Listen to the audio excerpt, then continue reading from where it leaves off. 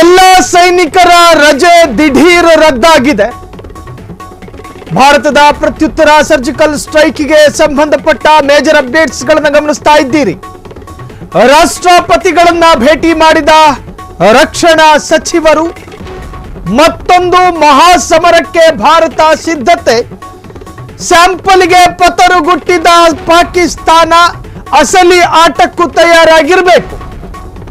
ಎಲ್ಲ ಸೇನಾ ಪಡೆಗಳ ಮುಖ್ಯಸ್ಥರಿಗೂ ಕೂಡ ಖಡಕ್ ಸೂಚನೆ ಕೊಡಲಾಗಿದೆ. ಎಲ್ಲ ಸೈನಿಕರ ರಜೆ ದಿಢೀರ್ ರದ್ದಾಗಿದೆ.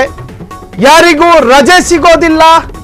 ಸರ್ಜಿಕಲ್ ಸ್ಟ್ರೈಕ್ ಬೆನ್ನಲ್ಲೇ ಸೈನಿಕರ ರಜೆ ರದ್ದಾಗಿದೆ. ಸೈನಿಕರ ಸಂಖ್ಯೆಯಲ್ಲಿ ಕಡಿಮೆಯಾಗಬಾರದು. ಮಾರ್ಮಿಕತೆ ಒಳಗೊಂಡಿರುವ ನಿರ್ಧಾರ ಇದು. ಮತ್ತೊಂದು ಮಹಾಸಮರಕ್ಕೆ ಭಾರತ ಸಿದ್ಧತೆಯನ್ನ ಮಾಡಿಕೊಳ್ತಾ ಇದೆಯಾ? ಅರ್ಧ ರಾತ್ರಿಯಲ್ಲಿ ನಡೆದ ಸರ್ಜಿಕಲ್ ಸ್ಟ್ರೈಕಿಗೆ ತಾರುಮಾರಾಗಿರುವ ಪಾಕಿಸ್ತಾನ. ರಜೆಯಲ್ಲಿರ್ತಕ್ಕಂತಹ ಎಲ್ಲ ಸೇನಾ ಪಡೆಗಳಿಗೂ ಕೂಡ ಮುಖ್ಯಸ್ಥರಿಂದ ಖಡಕ್ ಸೂಚನೆ ಹೋಗಿದೆ. ಎಲ್ಲ ಸೈನಿಕರು ದಿಢೀರ್ ಹಾಜರಾಗಬೇಕು. ಜೊತೆಗೆ ಅವರ ರಜೆಗಳನ್ನು ಕೂಡ ದಿಢೀರ್ ರದ್ದು ಮಾಡಲಾಗಿದೆ. ಸರ್ಜಿಕಲ್ ಸ್ಟ್ರೈಕ್ ಬೆನ್ನಲ್ಲೇ ಸೈನಿಕರ ರಜೆ ರದ್ದಾಗಿದೆ. ರಜೆಯಲ್ಲಿ ಮನೆಗೆ ಹೋಗಿದ್ದ ಯೋಧರು ರಜೆಯನ್ನ ಪಡೆದುಕೊಂಡು ರಜೆಯನ್ನ ಪಡೆಯೋದಕ್ಕೆ ಅಥವಾ ರಜೆಯಲ್ಲಿ ಊರಿಗೆ ಹೋಗೋದಕ್ಕೆ ಸಿದ್ಧತೆ ಮಾಡಿಕೊಂಡಿದ್ದ ಸೈನಿಕರ ರಜೆಗಳನ್ನು ಕೂಡ ಈಗ ರದ್ದು ಮಾಡಲಾಗಿದೆ. ರಜೆಯಲ್ಲಿರುವ ಎಲ್ಲ ಸೈನಿಕರನ್ನು ವಾಪಸ್ ಕರೆಸಿಕೊಳ್ಳಿ ಎಂದು ಖಡಕ್ ಸೂಚನೆ ರಕ್ಷಣಾ ಇಲಾಖೆಯಿಂದ. ಎಲ್ಲ ಸೇನಾ ಪಡೆಗಳ ರಜೆಗಳು ಕೂಡ ರದ್ದಾಗಿರುವಂತಹದ್ದು. ಇದು ಕೇಂದ್ರ ಗೃಹ ಸಚಿವಾಲಯ ಅಧಿಕೃತವಾದಂತಹ ಒಂದು ಸೂಚನೆ. ಸರ್ಜಿಕಲ್ ಸ್ಟ್ರೈಕ್ ಬೆನ್ನಲ್ಲೇ ಸೈನಿಕರ ರಜೆ ರದ್ದು. ಈಗಾಗಲೇ ಭಾರತ ಪಾಕಿಸ್ತಾನ ನಡುವೆ ನಡೀತಾ ಇರತಕ್ಕಂತಹ ಸಂಘರ್ಷದ ಪ್ರಥಮ ಭಾಗ, ಭಾರತದ ಪ್ರತ್ಯುತ್ತರದ ಅತ್ಯಂತ ಮರ್ಮ ಭಾಗ, ಅದು ನಿನ್ನೆ ಅರ್ಧ ರಾತ್ರಿಯಲ್ಲಿ ನಡೆದಂತಹ ಭಾರತದ ಅತ್ಯಂತ ಜಾಣ್ಮೆಯ ಪ್ರತ್ಯುತ್ತರ. ಆ ಪ್ರತ್ಯುತ್ತರವನ್ನ ಸಹಿಸಿಕೊಳ್ಳೋದಕ್ಕೂ ದಹಿಸಿಕೊಳ್ಳೋದಕ್ಕೂ ಸಾಧ್ಯವೂ ಮತ್ತು ಸಾಮರ್ಥ್ಯವನ್ನೂ ಕಳೆದುಕೊಂಡ ಪಾಕಿಸ್ತಾನ ಈಗಾಗಲೇ ಒಂದು ಸಣ್ಣ ಸ್ಯಾಂಪಲ್ ಟ್ರೇಲರ್ ಅನ್ನ ನೋಡೆ ಪತರುಗುಟ್ಟಿದಂತಹ ಪಾಕಿಸ್ತಾನ. ಇನ್ನು ಭಾರತದ ಅಸಲಿ ಆಟ ಏನಾದರೂ ಶುರುವಾದರೆ ಪಾಕಿಸ್ತಾನದ ಕತೆ ಏನು, ಪಾಕಿಸ್ತಾನದ ಅವಸ್ಥೆ ಏನು? ಈಗಾಗಲೇ ಅದರ ವಸ್ತುಸ್ಥಿತಿಗಳು ಒಂದು ರೀತಿಯಲ್ಲಿ ಭಯ ಮತ್ತು ಭೀತಿಯಲ್ಲಿ ಒಳಪಟ್ಟಿರುವ ಪಾಕಿಸ್ತಾನವನ್ನು ತೋರಿಸ್ತಾ ಇದೆ. ಹಾಗಾಗಿ ಇನ್ನು ಭಾರತ ಮುಂಜಾಗ್ರತಾ ಕ್ರಮವಾಗಿ ಪ್ರಿಕಾಷನ್. ಭಾರತದ ಸೇನೆಯಲ್ಲಿ ರಜೆಯಲ್ಲಿದ್ದಂತಹ ಯೋಧರನ್ನು ಕೂಡ ಆ ರಜೆಯನ್ನು ರದ್ದು ಮಾಡಿ ಭಾರತೀಯ ಯೋಧರ ಸಂಖ್ಯೆಯಲ್ಲಿ ಯಾವುದೇ ತರಹದ ಏರಿಳಿತಗಳಾಗಬಾರದು ಅನ್ನೋ ಕಾರಣಕ್ಕೋಸ್ಕರ ಅರೆಸೇನಾ ಎಲ್ಲರನ್ನು ಅವರ ರಜೆಯನ್ನು ಕೂಡ ರದ್ದು ಮಾಡಲಾಗಿದೆ. ಈಗಾಗಲೇ ಅದಕ್ಕೆ ಅಧಿಕೃತವಾದಂತಹ ಮುದ್ರೆ ಒತ್ತಿ ಘೋಷಣೆಯನ್ನು ಹೊರಡಿಸಲಾಗಿರುವಂತಹದ್ದು. ರಾಷ್ಟ್ರಪತಿಗಳನ್ನು ಈಗಾಗಲೇ ರಕ್ಷಣಾ ಸಚಿವರು ಭೇಟಿ ಮಾಡಿ ಅದಕ್ಕೆ ಸಂಬಂಧಪಟ್ಟ ಹಾಗೆ ಪ್ರಮುಖ ಮಾತುಕತೆಯೂ ಕೂಡ ನಡೆದಿದೆ. ಪಾಕಿಸ್ತಾನದ ಜೊತೆಗೆ ಯುದ್ಧ ಖಚಿತ, ಯುದ್ಧ ನಿಶ್ಚಿತ. ಪಿಕ್ಚರ್ ಅಭಿ ಬಾಕಿ ಹೈ. ಸ್ಯಾಂಪಲ್ ಮಾತ್ರ ಬಿಟ್ಟಿದ್ರು ನಿನ್ನೆ ಅರ್ಧ ರಾತ್ರಿಯಲ್ಲಿ. ಭೂಸೇನೆಯ ಮಾಜಿ ಮುಖ್ಯಸ್ಥರಿಂದ ಟ್ವೀಟ್. ಈ ಟ್ವೀಟ್ ಭಾರತೀಯರಿಗೆ ಅತ್ಯಂತ ರೋಮಾಂಚನ. ಮಾಜಿ ಮುಖ್ಯಸ್ಥ ಮನೋಜ್ ನರ್ವಾಣೆ ಟ್ವೀಟ್ ಮಾಡಿದ್ದಾರೆ. ಪಾಕಿಸ್ತಾನದ ಜೊತೆಗೆ ಯುದ್ಧ ಖಚಿತ, ಪಿಕ್ಚರ್ ಅಭಿ ಬಾಕಿ ಹೈ.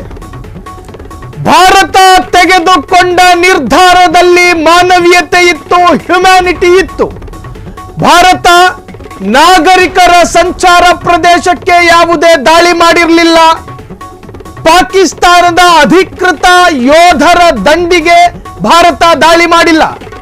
ಭಾರತ ದಾಳಿ ಮಾಡಿದ್ದು 26 ಭಾರತೀಯ ಪ್ರವಾಸಿಗರ ನರಮೇಧಕ್ಕೆ ಕಾರಣವಾದ ಸೈತಾನರ ದಂಡಿನ ಮೇಲೆ. ಸೈತಾನರು ಅಡಗಿ ಕೂತಿದ್ದ ಅಡಗುತಾಣದ ಮೇಲೆ ಭಾರತ ದಾಳಿ ಮಾಡ್ತು. ಮನೋಜ್ ನರ್ವಾಣೆ ಅವರ ಅಧಿಕೃತ ಟ್ವೀಟ್ ಅನ್ನು ನೀವು ಗಮನಿಸ್ತಾ ಇದ್ದೀರಿ. ಅಸಲಿ ಭಾರತೀಯ ಅಥವಾ ಇಡೀ ಭಾರತದ ಪ್ರಜೆಗಳಿಗೆ ಅತ್ಯಂತ ರೋಮಾಂಚನಕಾರಿಯಾದಂತಹ ಸಾಲದು. ಅಭಿ ಪಿಕ್ಚರ್ ಬಾಕಿ ಹೈ.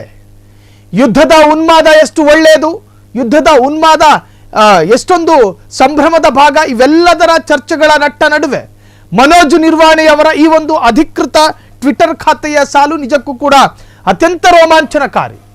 ನಿನ್ನೆ ಅರ್ಧ ರಾತ್ರಿಗೆ ಭಾರತ ಕೊಟ್ಟ ಪ್ರತ್ಯುತ್ತರ ಈಗಾಗಲೇ ಪಾಕಿಸ್ತಾನವನ್ನ ಒಂದು ರೀತಿಯ ಸುದೀರ್ಘ ಸ್ಮಶಾನದಂತೆ ಭಾಸವಾಗ್ತಾ ಇರತಕ್ಕಂತಹ ಪಾಕಿಸ್ತಾನ ಎಲ್ಲಿಯೂ ಕೂಡ ಭಾರತದ ಉದ್ದೇಶ ಅಲ್ಲಿನ ನಾಗರಿಕರನ್ನ ಕೊಲ್ಲುವಂತಹದ್ದಾಗಿರಲಿಲ್ಲ.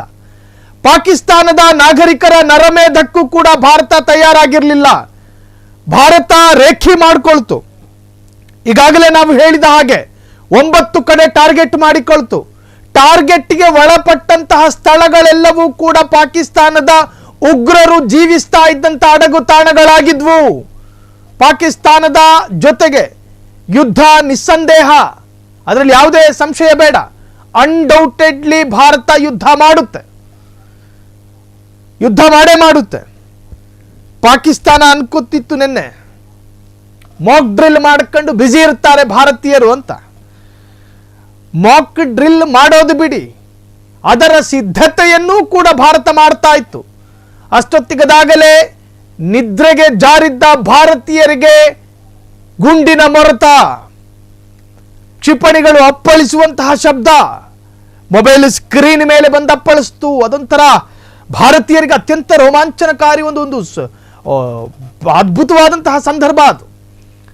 ಸೊ ಈಗಾಗಲೇ ಭಾರತ ಸರ್ವ ಸಿದ್ಧತೆಯಲ್ಲಿದೆ, ಸರ್ವ ಶಸ್ತ್ರಾಸ್ತ್ರ ಸನ್ನದ್ಧವಾಗಿ ಭಾರತ ಎಲ್ಲದಕ್ಕೂ ತಯಾರಾಗಿದೆ. ಆದರೆ ಈವರೆಗೂ ಕೂಡ ಪಾಕಿಸ್ತಾನ ತನ್ನ ರಾಷ್ಟ್ರದ ನಾಶ ನಷ್ಟದ ಬಗ್ಗೆಯಾಗಲಿ, ಅಥವಾ ಅಲ್ಲಿನ ಉಗ್ರರ ಸಾವಿನ ಬಗ್ಗೆಯಾಗಲಿ, ಅಥವಾ ಉಗ್ರರನ್ನ ಕೊಲ್ಲುವ ಆ ಒಂದು ಸಂದರ್ಭದಲ್ಲಿ ಅತ್ತಿತ್ತ ನಡೆದಂತಹ ಸೈನಿಕರ ಸಾವು, ಆ ಬಗ್ಗೆಯೂ ಕೂಡ ಅಧಿಕೃತ ಸಂಖ್ಯೆಯನ್ನ ರಿವೀಲ್ ಮಾಡಿಲ್ಲ ಪಾಕಿಸ್ತಾನ ಈವರೆಗೂ ಕೂಡ ತನ್ನ ದೇಶದಲ್ಲಿ ಸತ್ತಂತಹ ಉಗ್ರರ ಸಂಖ್ಯೆಯನ್ನ ರಿವೀಲ್ ಮಾಡಿಲ್ಲ.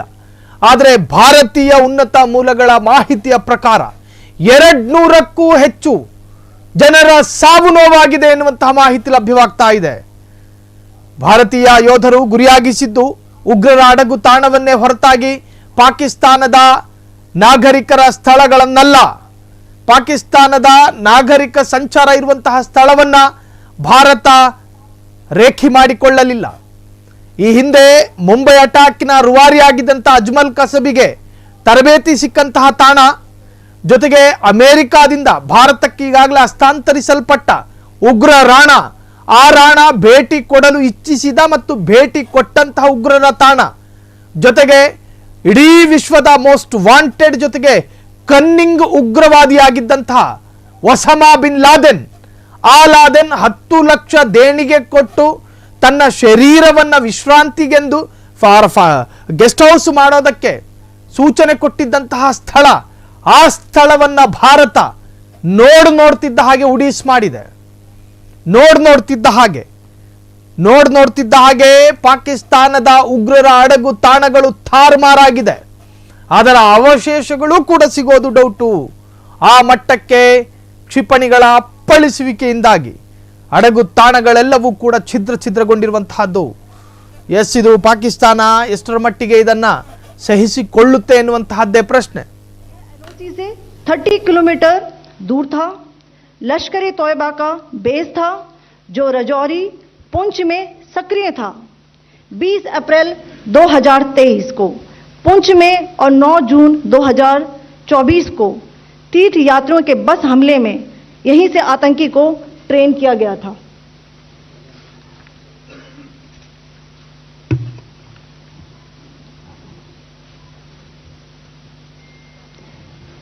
बरनाला कैंप भिंबर ये एलओसी से 9 किलोमीटर दूर है. यहां पर हथियार हैंडलिंग, आईडी व जंगल सर्वाइवल का प्रशिक्षण केंद्र था. अब्बास कैंप कोटली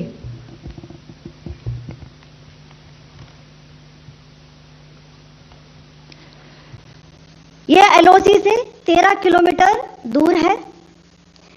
लश्कर ए तोयबा का फिदाइन यहां तैयार होता था. इसकी कैपेसिटी 15 टेररिस्ट को ट्रेन करने की थी.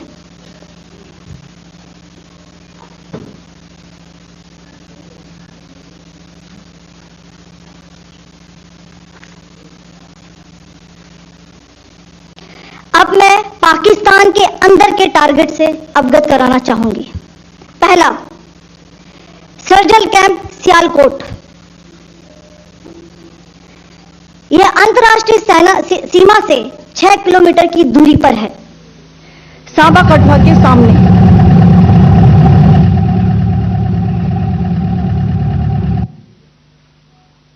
मार्च 2025 में जम्मू एंड कश्मीर पुलिस के 4 जवानों की जो हत्या की गई थी, उन आतंकवादियों को इसी जगह पर ट्रेन किया गया था।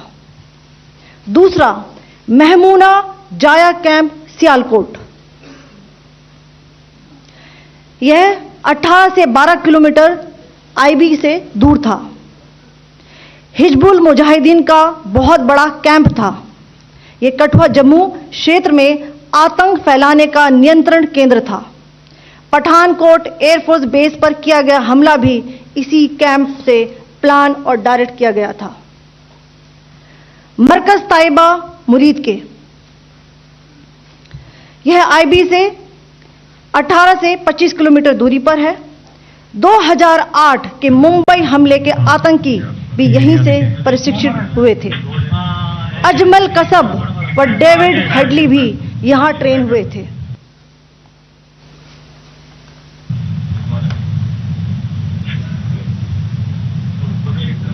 आगे दूसरा आया।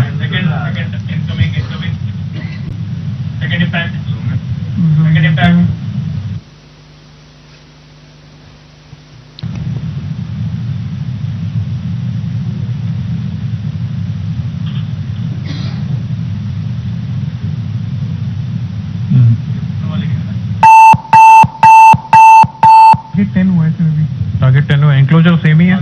7 it is hit the target. हाँ हाँ।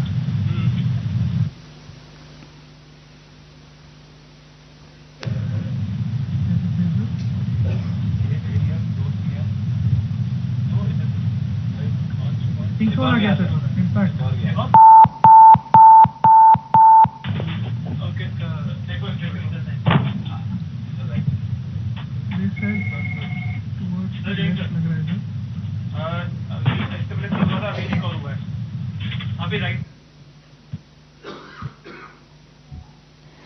मरकज सुभान अल्लाह भावलपुर, यह इंटरनेशनल बाउंड्री से 100 किलोमीटर दूर है। जैश ए मोहम्मद का मुख्यालय था। यहां पर रिक्रूटमेंट, ट्रेनिंग व इंडॉक्ट्रिनेशन का केंद्र भी था। शीर्ष आतंकी अक्सर यहां आते थे। मैं आप सबको बताना चाहती हूं कि किसी भी सैन्य ठिकाने का निशाना नहीं बनाया गया और अभी तक किसी तरह की नागरिक क्षति की रिपोर्ट नहीं है। धन्यवाद। जय Hind. The strike on the terror camps were undertaken through precision capability, as shown to you. A niche technology weapons with careful selection of warheads was ensured so that there will be no collateral damage. The point of impact in each of the target was a specific building or a group of buildings. All the targets were neutralized with clinical efficiency, and the results reiterate the professionalism of the Indian Armed Forces in the planning and execution of their operations. No military establishments were targeted. India has demonstrated considerable restraint in its response. However, it must be said that the Indian Armed Forces are fully prepared to respond to Pakistani misadventures, if any, that will escalate this situation. Jai Hind and thank you very much.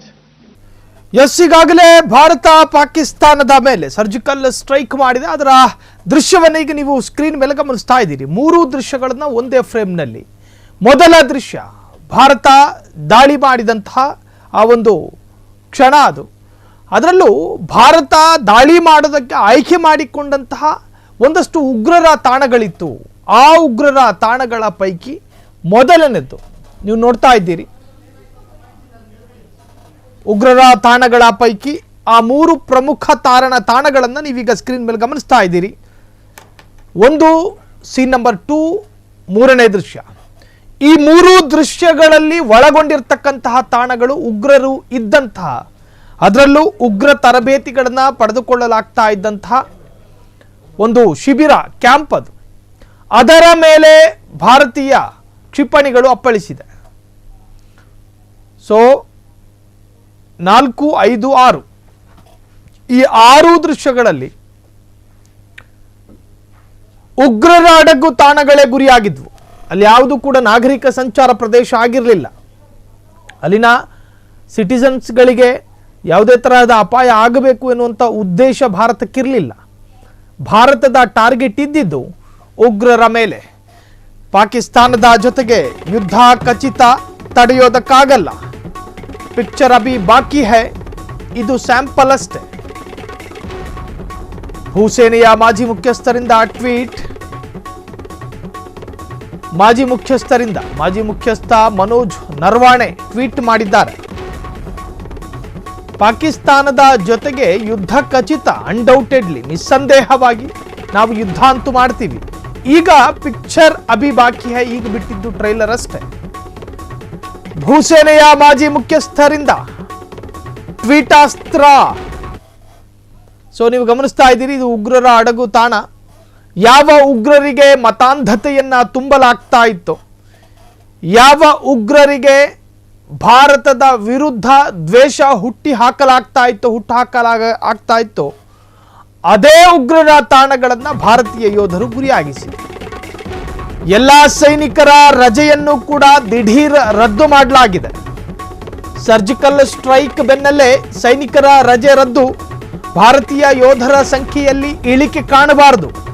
ರಾಷ್ಟ್ರಪತಿಗಳನ್ನ ಭೇಟಿ ಮಾಡಿದ ರಕ್ಷಣಾ ಸಚಿವ ಮತ್ತೊಂದು ಮಹಾಸಮರಕ್ಕೆ ಭಾರತ ಸಿದ್ಧತೆಯನ್ನ ಮಾಡಿಕೊಳ್ತಾ ಇದೆಯಾ? ರಜೆಯಲ್ಲಿರುವ ಎಲ್ಲ ಸೈನಿಕರನ್ನು ವಾಪಸ್ ಕರೆಸಿಕೊಳ್ಳಿ, ಖಡಕ್ ಸೂಚನೆ ಕೊಡಲಾಗಿದೆ. ಎಲ್ಲ ಸೇನಾ ಪಡೆಗಳ ಮುಖ್ಯಸ್ಥರಿಂದಲೂ ಕೂಡ ಸೂಚನೆಯನ್ನ ಕೊಡಲಾಗಿರುವಂತಹದ್ದು.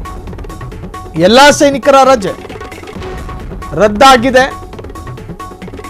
ಸರ್ಜಿಕಲ್ ಸ್ಟ್ರೈಕ್ ಬೆನ್ನಲ್ಲೇ ಸೈನಿಕರ ರಜೆ ರದ್ದಾಗಿರುವಂತಹದ್ದು.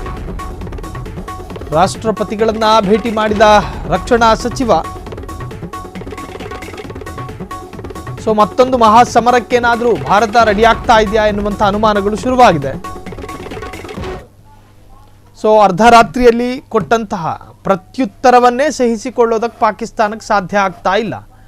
ಇನ್ನೇನಾದರೂ ಭಾರತ ಮತ್ತೊಂದು ಮಹಾಸಮರಕ್ಕೆ ಮುಂದಾದರೆ ಅದನ್ನು ಎದುರಿಸುವಂತಹ ಸಾಮರ್ಥ್ಯವೂ ಪಾಕಿಸ್ತಾನಕ್ಕಿಲ್ಲ, ಸಮರ್ಥವೂ ಪಾಕಿಸ್ತಾನ ಅಲ್ಲ ಎನ್ನುವಂತಹದ್ದು ಸಾಕಷ್ಟು ವಿಚಾರಗಳಲ್ಲಿ ನಮಗೆ ಖಾತ್ರಿಯಾಗಿದೆ. ಈ ಎಲ್ಲದರ ನಡುವೆ ಪಾಕಿಸ್ತಾನದ ಜೊತೆ ನಾವು ಸಮರ ಸಾರ್ತೀವಿ. ನಮಗೆ ಯಾವ ಮುಲಾಜಿಲ್ಲ, ನಮಗೆ ಯಾವ ನಿರ್ಭಯ, ನಮಗೆ ಯಾವ ಭಯವೂ ಇಲ್ಲ. ನಿರ್ದಾಕ್ಷಿಣ್ಯವಾಗಿ ದಾಳಿಯಂತೂ ಮಾಡ್ತೀವಿ. ಅದರಲ್ಲಿ ಏನು ನಷ್ಟವನ್ನು ಪಾಕಿಸ್ತಾನ ಅನುಭವಿಸುತ್ತೋ ವಿ ಡೋಂಟ್ ಕೇರ್. ಬಿಕಾಸ್ ಭಾರತೀಯ ಪ್ರವಾಸಿಗರ ಮೇಲೆ 26 ಭಾರತೀಯ ಪ್ರವಾಸಿಗರು, ಒಬ್ಬರು ನೇಪಾಳಿ ಪ್ರಜೆ, ಎಲ್ಲರನ್ನ ಹೆಡ್ಶಾಟ್ ಮಾಡಲಾಗಿತ್ತು. ಅವರ ತಲೆಗೆ ಗುಂಡಿಕ್ಕಿ ಕೊಲ್ಲಲಾಗಿತ್ತು. ಸೊ ಆ ನರಮೇಧಕ್ಕೆ ಭಾರತ ಉತ್ತರವನ್ನು ಕೊಟ್ಟಿದೆ. ಭಾರತ ಮತ್ತೊಂದು ಸಮರಕ್ಕೂ ಕೂಡ ಸಿದ್ಧತೆಯನ್ನು ಮಾಡಿಕೊಳ್ತಾ ಇದೆ. ನೋಡಿ, ಪಾಕಿಸ್ತಾನ ಈ ವಿಚಾರದಲ್ಲಿ ಸುಮ್ಮನೆ ಕೂತ್ಕೊಳ್ಳೋದಿಲ್ಲ. ಈ ಪರಿಜ್ಞಾನ ಭಾರತಕ್ಕಿಲ್ಲ ಅಂತಲ್ಲ. ಪಾಕಿಸ್ತಾನದ ಇಂಟೆಲಿಜೆನ್ಸ್ಗಳು ಬ್ಯಾಕ್ ಟು ಬ್ಯಾಕ್ ಸಭೆಗಳನ್ನು ಮಾಡ್ತಾ ಇದ್ದಾರೆ. ಪಾಕಿಸ್ತಾನದ ರಕ್ಷಣಾ ಇಲಾಖೆ ಎಲ್ಲ ತರಹದಲ್ಲೂ ಕೂಡ ಪ್ರಿಪರೇಷನ್ ಮಾಡಿಕೊಳ್ತಾ ಇದ್ದಾರೆ. ಅವರ ಸಾಮರ್ಥ್ಯಕ್ಕೆ ಅನುಗುಣವಾಗಿ ಭಾರತದ ವಿರುದ್ಧ ಯುದ್ಧ ಮಾಡಿದ್ರೆ ಅವರು ಗೆಲ್ತಾರೋ ಇಲ್ವೋ ಗೊತ್ತಿಲ್ಲ. ಬಟ್ ಅವರಿಗೆ ಈಗೊಂದು ಭಯ ಶುರುವಾಗಿದೆ. ನಾವು ಕೂಡ ಪ್ರಿಪೇರ್ ಆಗಿ ಇರಬೇಕು ಎನ್ನುವಂತಹ ಪರಿಜ್ಞಾನ ಅವರಿಗೆ ಬಂದಿದೆ. ಹಾಗಾಗಿ ಅಲ್ಲಿನ ಸೈನಿಕರ ಸಂಖ್ಯೆಯಲ್ಲೂ ಕೂಡ ಅಲ್ಲಿ ಸೈನಿಕರು ಸಿಗದಲ್ಲೇ ಇನ್ನು ಅಲ್ಲಿರೋ ಗಾರೆ ಮೇಸ್ತ್ರಿಗಳನ್ನೆಲ್ಲ ಬಾರ್ಡರ್ಗೆ ಬಿಡ್ತಾರೋ ಗೊತ್ತಿಲ್ಲ. ಸೈನಿಕರ ಸಂಖ್ಯೆ ಅಷ್ಟು ಗಣನೀಯ ಇಳಿಕೆ ಇದೆ. 4.5 ಲಕ್ಷ ಸೈನಿಕರಲ್ಲಿದ್ದಾರೆ. ಸೊ ಹಾಗಾಗಿ ಈಗ ಪಾಕಿಸ್ತಾನದಲ್ಲೂ ಕೂಡ ಹೈ ಅಲರ್ಟ್ ಘೋಷಣೆ ಮಾಡಲಾಗಿದೆ.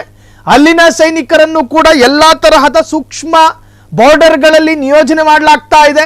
ಇನ್ನು ಟರ್ಕಿ ಕಳುಹಿಸಿಕೊಟ್ಟಿರ್ತಕ್ಕಂತಹ ಯುದ್ಧ ಸಾಮಗ್ರಿಗಳನ್ನು ಮೊನ್ನೆಯೊಬ್ಬ ಅಲ್ಲವನೇ ಬೊಗಳಿದ್ದ.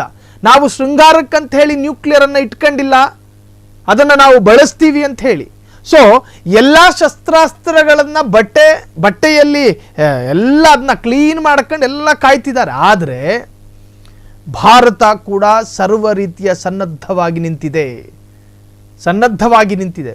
ಅದು ವಾಯುನೆಲೆಯಲ್ಲಿ, ಅದು ಜಲಗಡಿಯಲ್ಲಿ, ಭೂಭಾಗದಲ್ಲಿ, ಈ ಮೂರೂ ಕಡೆಗಳಲ್ಲೂ ಕೂಡ ಸಮಾನ ರೀತಿಯ ಸಾಮರ್ಥ್ಯ ಮತ್ತು ಸಮಾನ ರೀತಿಯ ಶಕ್ತಿಯನ್ನು ನಿರ್ಮಾಣ ಮಾಡ್ಕೊಂಡಿದೆ ಭಾರತ. ಈಗಾಗಲೇ ಎಲ್ಲೋ ನುಸುಳಕ್ಕೆ ಸಾಧ್ಯ ಇಲ್ಲ.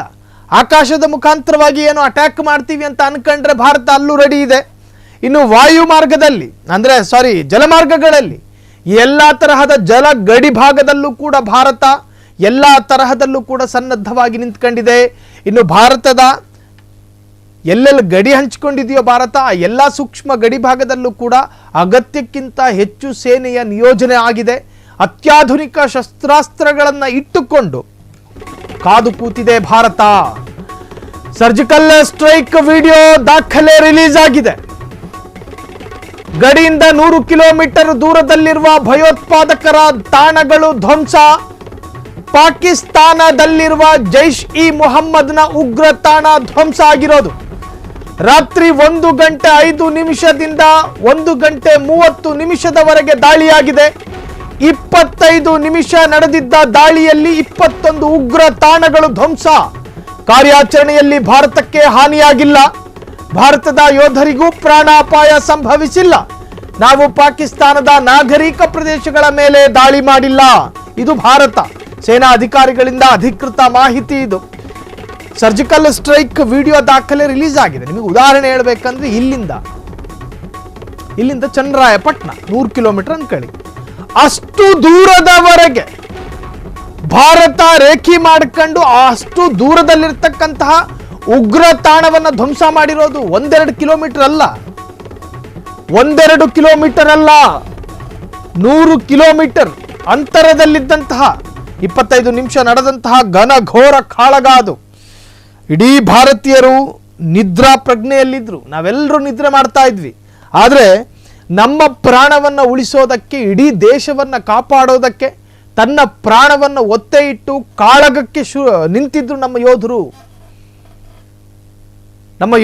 ಭಾರತದ ಗಡಿ ಭಾಗದಲ್ಲಿ ನಾವೆಲ್ಲರೂ ಸುಖ ನಿದ್ರೆಯಲ್ಲಿ ಜಾರಿದಾಗ ನಾವೆಲ್ಲರೂ ಸುಖ ನಿದ್ರೆಯಲ್ಲಿದ್ವಿ. ಆದರೆ ನಮ್ಮ ಭಾರತದ ಯೋಧರು ನ್ಯಾಷನಲ್ ಸೆಕ್ಯೂರಿಟಿ, ದೇಶದ ಭದ್ರತೆ, ದೇಶದ ಪ್ರಜೆಗಳ ಭದ್ರತೆ, 26 ಭಾರತೀಯ ಪ್ರವಾಸಿಗರ ನರಮೇಧಕ್ಕೆ ಸಂಬಂಧಪಟ್ಟ ಹಾಗೆ ಅದಕ್ಕೆ ಪ್ರತೀಕಾರ ಪ್ರತ್ಯುತ್ತರ ತೀರಿಸೋದಕ್ಕೆ ಅತ್ಯಂತ ಉನ್ಮಾದದಲ್ಲಿ ನಿಂತ್ಕೊಂಡಿದ್ರು ನಮ್ಮ ಯೋಧರು. ಅತ್ಯಂತ ಉತ್ಸಾಹ ಭರಿತರಾಗಿ ನಿಂತ್ಕೊಂಡಿದ್ರು.